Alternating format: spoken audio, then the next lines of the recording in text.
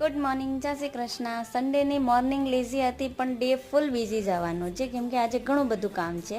10:30 વાગતા કેર કષ્ટભંજન દેવના દર્શન કરીને આવી ગયા હતા. હાર્વિન એને કમ્પ્લેન કરી રહ્યો હતો કે મને મૂકીને મંદિરે કેમ ગયા, પણ કેર તૈયારીમાં જ આવ્યા હતા એની માટે જલેબી લાવીને જલેબી ખાઈને ખુશ થઈ ગયો કેમ કે સ્વીટ્સ એની ફેવરિટ છે.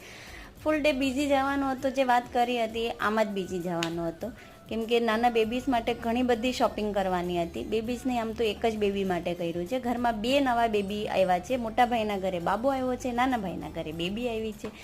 જો કે મોટો ભાઈ તો આઉટ ઓફ કન્ટ્રી છે તો પોસિબલ નથી એના માટે. એ આવશે ત્યારે એની બધી તૈયારીઓ કરીશું, પણ આ બેબીને અમે લોકો મળવા જવાના છીએ. સો ક્યારે જવાના છીએ એના માટે સ્ટે ટ્યુન.